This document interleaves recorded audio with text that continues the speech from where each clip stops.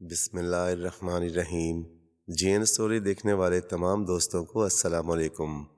پیارے دوستو، پرانے زمانے کا قصہ ہے کہ ایک ایسا بیوقوف سا نائی تھا جو کوئی کام سیدھا نہیں کر سکتا تھا، حتیٰ کہ بال کاٹتے وقت وہ کان کاٹ دیتا تھا اور حجامت کرتے وقت گلا کاٹ دیتا تھا۔ نتیجہ یہ کہ اس کا کام ٹھپ ہوتا گیا اور وہ اپنی چیزیں بیچ کر گزارا کرنے پر مجبور ہو گیا۔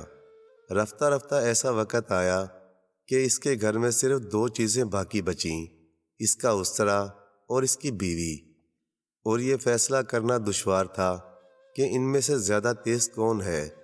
ایک دن نائی کی بیوی اسے اس کی بے وقوفیوں پر طعنے دے رہی تھی کہ وہ بے بسی سے بولا، یہ سب بار بار کہنے کا کیا فائدہ ہے؟ میں تم سے متفق ہوں، میں کبھی خود سے کچھ نہیں کما سکتا اور میں کبھی کسی کو کمانے بھی نہیں دوں گا، یہ حقیقت ہے۔ نائی کی بیوی بولی، تم کام نہیں کر سکتے تو بھیک مانگ لو، میں بھوکا نہیں مرنا چاہتی۔ بادشاہ کے محل میں جا کر اس سے کچھ مانگ لو، شہزادی کی شادی ہو رہی ہے اور بادشاہ غریبوں میں خیرات بانٹ رہا ہے، بادشاہ کو کہو کہ تمہیں کچھ بھی دے دے۔ نائی نے ایسا ہی کیا اور بادشاہ کے محل میں جا کر اس سے کہا کہ وہ نائی کو بھی کچھ دے دے۔ بادشاہ نے پوچھا، بھائی نائی تمہیں کیا دوں؟ اب نائی کی بیوی نے یہ تو نہیں بتایا تھا کہ بادشاہ سے کیا مانگنا چاہیے، اور نائی کا اپنا دماغ کچھ سوچنے سے قاصر تھا۔ اس نے پریشان ہو کر کہا، بادشاہ سلامت، کچھ بھی دے دیں۔ بادشاہ نے نائی سے پوچھا، کیا تمہیں کچھ زمین دے دوں؟ نائی کی جان میں جان آئی کہ وہ کچھ بھی کے مسئلے سے نکلا۔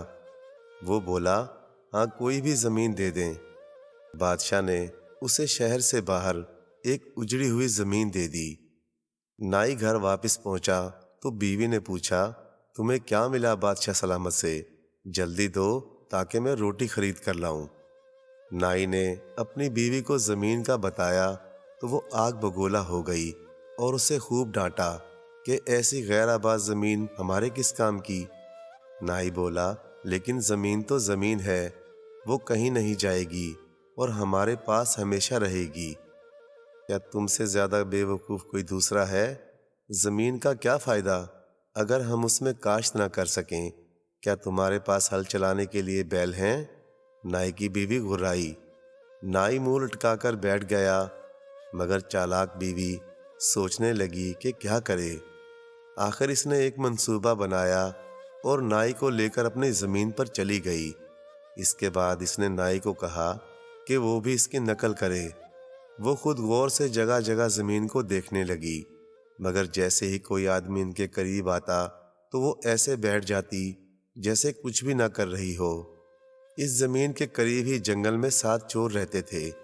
وہ سارا دن دیکھتے رہے کہ نائی اور اس کی بیوی چھپ چھپ کر زمین پر کچھ تلاش کر رہے ہیں۔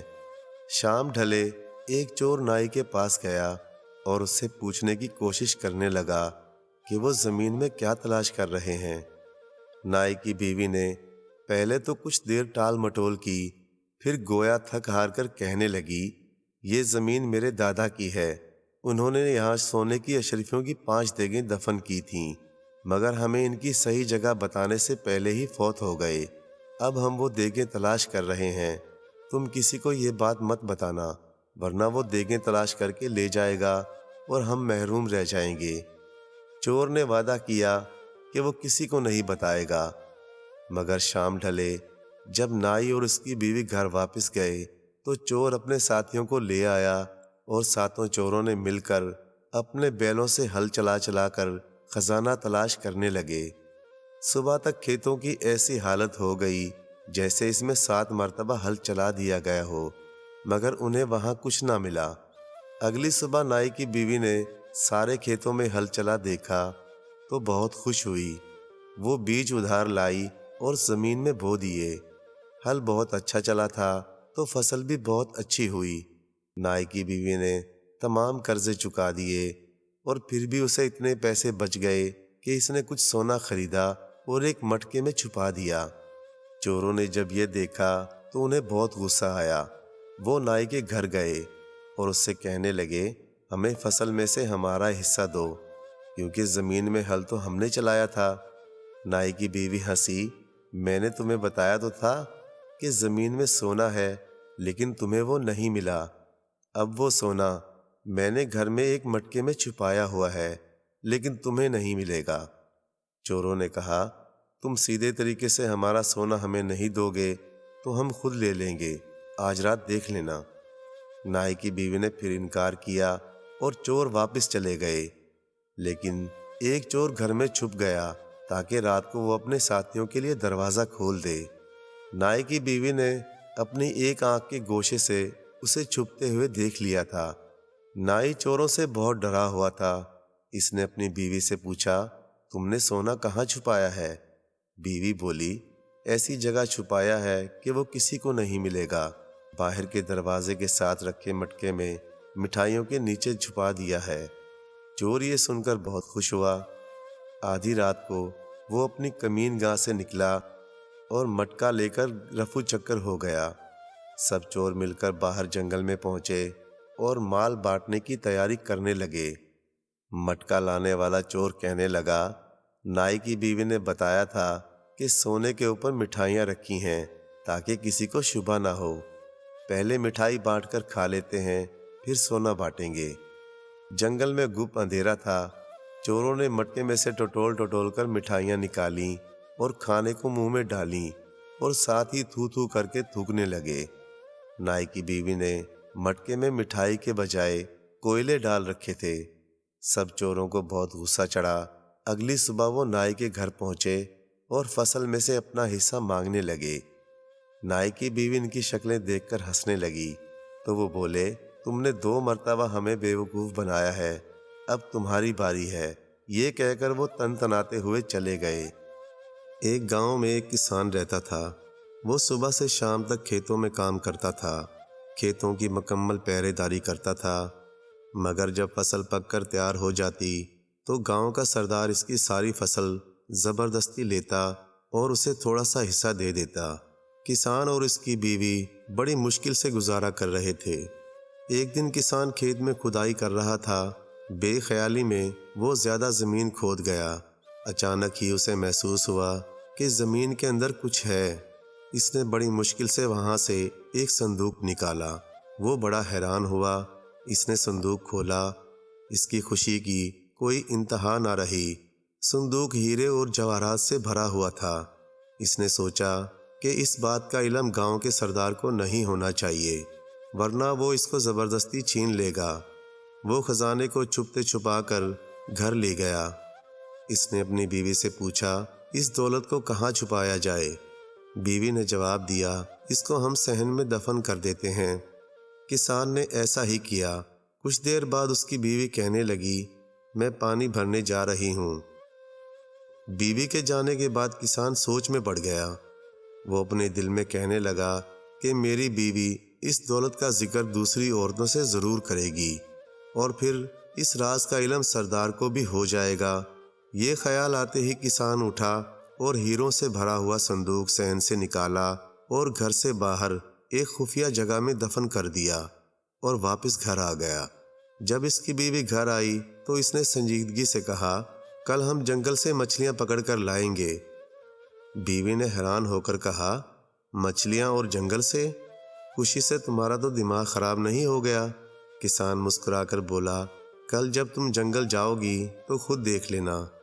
اگلے دن کسان سورج نکلنے سے پہلے گھر سے نکلا اور گاؤں کے مچھیرے سے بہت ساری تازہ مچھلیاں خرید لایا۔ اس نے تندور کی روٹیاں بھی خریدیں اور جنگل کی طرف چل پڑا۔ وہاں ایک جگہ دیکھ کر اس نے مچھلیاں زمین پر پھیلا دیں اور کچھ آگے جا کر درختوں پر روٹیاں لٹکا دیں۔ یہ سب کام کر کے وہ گھر واپس آ گیا۔ اس کی بیوی ابھی تک سو رہی تھی۔ جب سورج نکلا تو کسان اپنی بیوی کو لے کر جنگل کی طرف چل پڑا۔ اس کی بیوی نے زمین پر مچھلیاں دیکھیں تو حیران رہ گئی۔ پھر اس نے سب مچھلیوں کو اپنی ٹوکری میں رکھ لیا۔ آگے جا کر درختوں پر روٹیاں دیکھیں تو کسان سے کہنے لگی، درختوں پر روٹیاں لگی ہوئی ہیں؟ کسان نے کہا، یہاں روٹیوں کی بارش ہوتی ہے، کچھ روٹیاں درختوں پر اٹک جاتی ہیں۔ اس کی بیوی بڑی حیران ہو رہی تھی۔ کسان اور اس کی بیوی کے دن پھر گئے۔ اب وہ پہلے سے زیادہ اچھا کھاتے تھے۔ تھوڑے دن بعد ہر طرف یہ بات پھیل گئی کہ کسان کو کوئی خزانہ مل گیا ہے۔ اب یہ راز بھی نہیں رہا تھا، ہر کوئی جانتا تھا کہ خزانہ اس نے گھر کے صحن میں چھپا رکھا ہے۔ پھر بھلا یہ بات سردار سے کیسے چھپی رہ سکتی تھی؟ پہلے اس نے کسان کی بیوی کو اور پھر کسان کو اپنے ہاں بلوایا۔ کسان جب سردار کے پاس گیا تو سردار نے کہا، کیا یہ سچ ہے کہ تمہیں ہیرے جواہرات سے بھرا صندوق ملا ہے؟ کسان نے حیرت کا اظہار کرتے ہوئے کہا، یہ بالکل جھوٹ ہے۔ سردار نے گرج کر کہا، تمہاری بیوی مجھے سب کچھ بتا چکی ہے۔ کسان نے ہاتھ جوڑ کر کہا، میری بیوی کا تو دماغ خراب ہو گیا ہے، یہ تو آج کل الٹی سیدھی باتیں کرنے لگی ہے۔ جب کسان کی بیوی نے یہ سنا کہ اس کا شوہر اسے پاگل کہہ رہا ہے تو وہ غصے سے بولی، حضور، جو کچھ میں نے بتایا ہے وہ حقیقت ہے، یہ صندوق ہمارے صحن میں دفن ہے۔ سردار نے خوش ہو کر پوچھا، یہ ہیرے جواہرات کا صندوق تمہیں کس دن ملا تھا؟ کسان کی بیوی نے کہا، اس دن صبح کو، جس کے ایک دن بعد ہم جنگل سے مچھلیاں پکڑنے گئے تھے۔ یہ سچ ہے، یہ وہ دن تھا جب آسمان سے پکی ہوئی روٹیوں کی بارش ہوئی تھی۔ یہ عورت تو واقعی پاگل ہے، سردار نے مسکراتے ہوئے اپنے ساتھیوں سے کہا۔ سردار کے ایک خادم نے سردار کے کان میں کچھ کہا۔ سردار نے اپنے خادموں کو حکم دیا کہ کسان کے گھر جاؤ اور صحن کھود کر خزانے کا پتہ لگاؤ۔ خادموں نے سارا صحن کھود ڈالا مگر وہاں انہیں کوئی خزانہ نظر نہ آیا۔